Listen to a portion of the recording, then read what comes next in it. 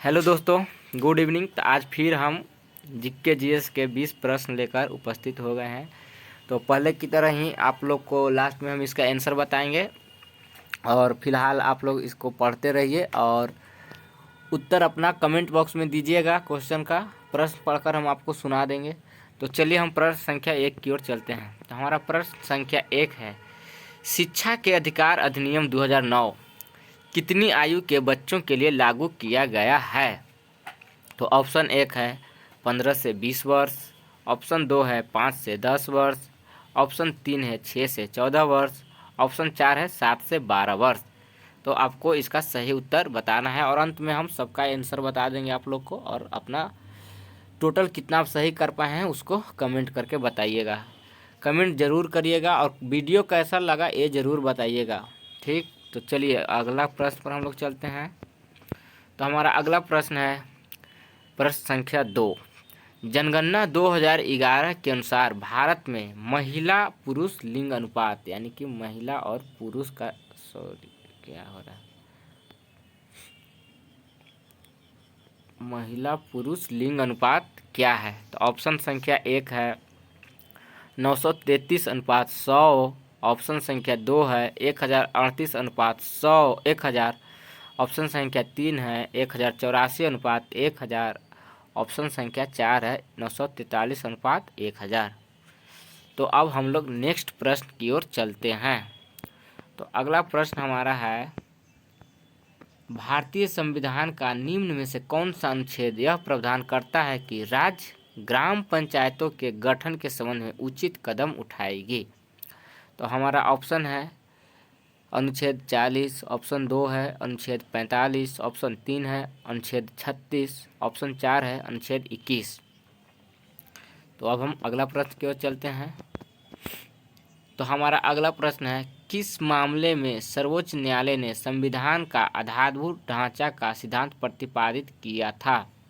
तो ऑप्शन 1 है गोलकनाथ मामला। देखिए आधारभूत, यहाँ संविधान का आधारभूत ढांचा का मतलब हम आपको बता देते हैं।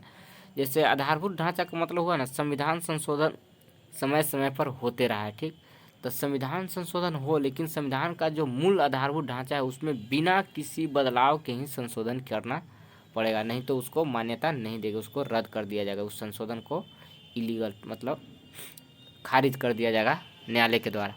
तो जिस तरह से मानव शरीर है, मानव शरीर का जो कंकाल है वो कंकाल क्या हो गया, वो मूल ढांचा हो गया। सभी मनुष्य का वो जो ढांचा है सेम ही होगा, कंकाल सेम होगा, बाकी उसका जो स्ट्रक्चर होगा, बॉडी स्ट्रक्चर, उसमें बदलाव हो सकता है। तो उसी तरह से यहाँ पर है, संविधान का जो मूल ढांचा है उसमें बिना चेंजेस किए ही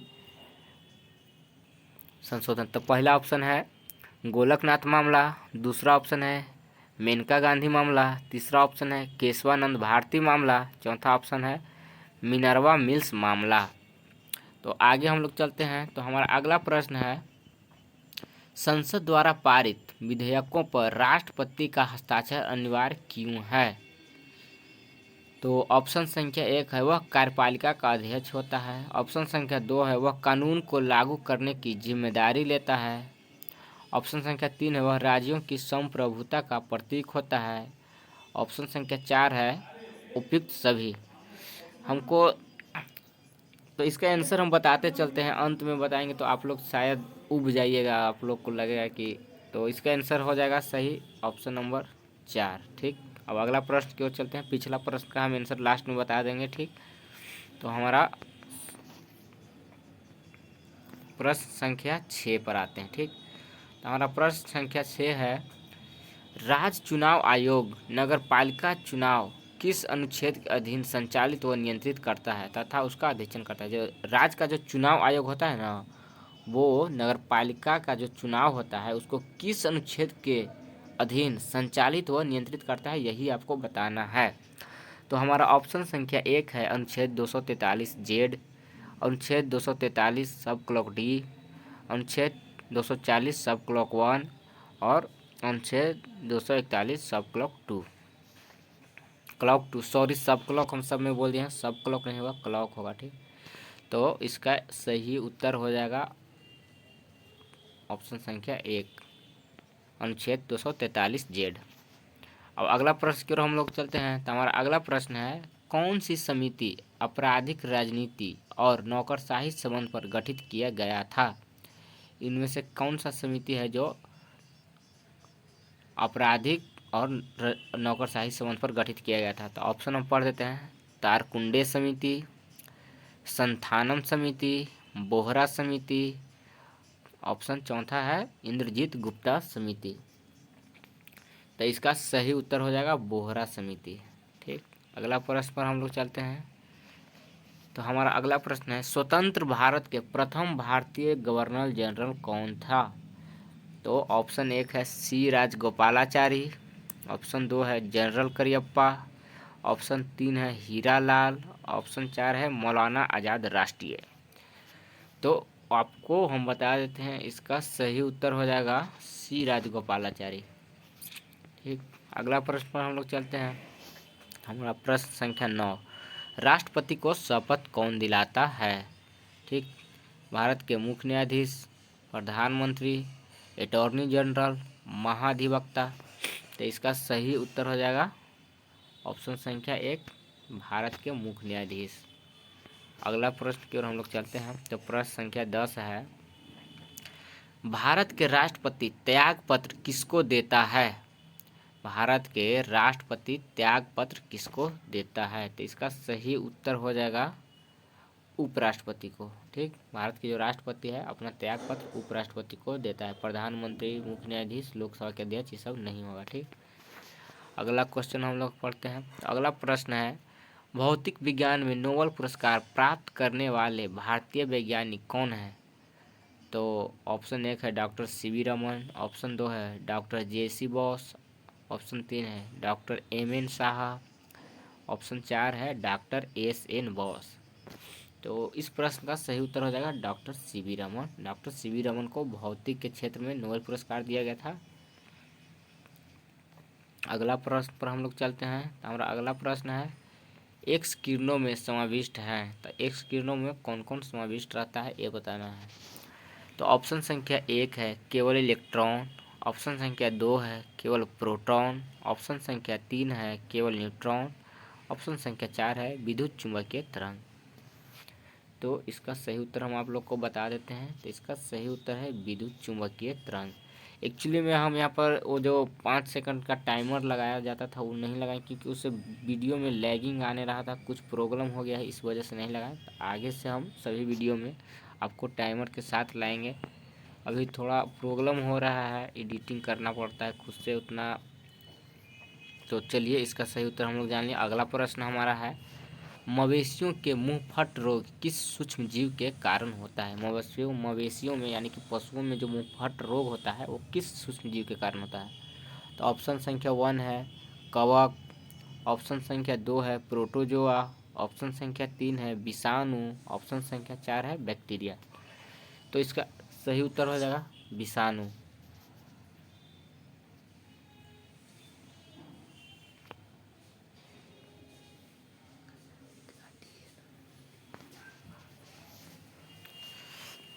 तो इसका सही उत्तर विषाणु हो जाएगा। अगला प्रश्न की ओर हम लोग चलते हैं।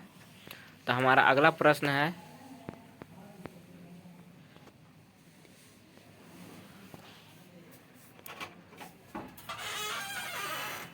वातानुकूलन में निम्न पैरामीटर को नियंत्रित किया जाता है। आपको बताना है कि किसी जगह का जो वातावरण उसको अनुकूल बनाने के लिए निम्न में से किस किस पैरामीटर को मतलब नियंत्रित किया जाता है। ठीक, तो ऑप्शन 1 है वायु का ताप, ऑप्शन 2 है वायु की आर्द्रता, ऑप्शन 3 है वायु का ताप एवं आर्द्रता दोनों, ऑप्शन 4 है वायु की शुद्धता। तो सॉरी, इसका सही आंसर हो जाएगा वायु का ताप एवं आर्द्रता दोनों। अगला प्रश्न पर हम लोग चलते हैं। तो हमारा अगला प्रश्न है, सूर्य की ऊर्जा का स्रोत किस प्रक्रिया में निहित है?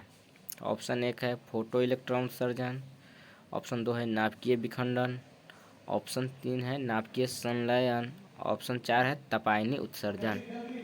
तो इसका सही उत्तर हो जाएगा नाभिकीय संलयन। अब हम लोग आगे बढ़ते हैं। तो हमारा अगला प्रश्न है, विद्युत चुंबक का प्रयोग निम्न में किसमें किया जाता है? तो ऑप्शन 1 है आवाहन घंटी यानी कॉलिंग बेल, कॉलिंग बेल यानी डोर बेल। ऑप्शन 2 है कंप्यूटर में, मोटर में। ऑप्शन 4 है धुलाई मशीन में। तो इसका सही उत्तर हो जाएगा कॉलिंग बेल। तो हम अगला प्रश्न पर चलते हैं। किस पदार्थ को द्रव स्वर्ण कहते हैं? किस पदार्थ को द्रव स्वर्ण कहते हैं? तो ऑप्शन 1 है द्रव रूप में स्वर्ण, द्रव रूप में सोडियम, सरसों का तेल, पेट्रोलियम तेल। तो इसका सही उत्तर हो जाएगा पेट्रोलियम तेल।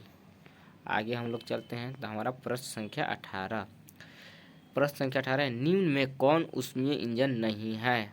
तो ऑप्शन 1 है डीजल इंजन, ऑप्शन 2 है भाप टरबाइन, ऑप्शन 3 है गैस चालित इंजन, ऑप्शन 4 है पवन चक्की।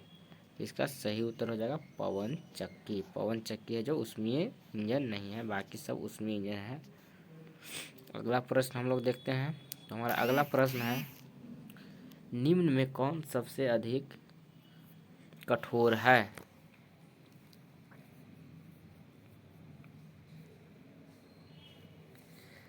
निम्न में कौन सबसे अधिक कठोर है?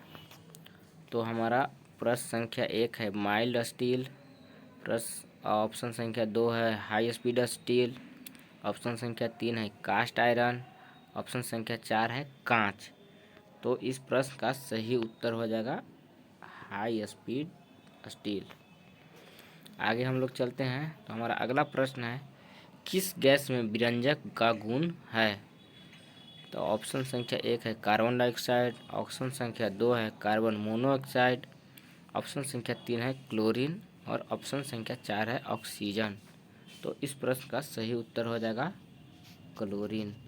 तो आज के लिए इतना ही, मिलते हैं नेक्स्ट वीडियो में, तब तक के लिए धन्यवाद।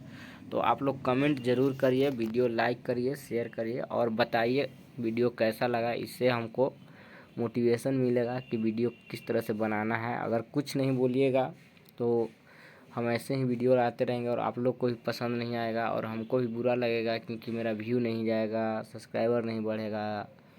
तो बताइएगा ज़रूर। बस अभी शुरुआत है, अगर शुरुआत में अच्छा फीडबैक आप लोग दीजिएगा तो परफॉर्मेंस में अच्छा कर पाऊँगा। तो चलिए, तब तक के लिए बाय।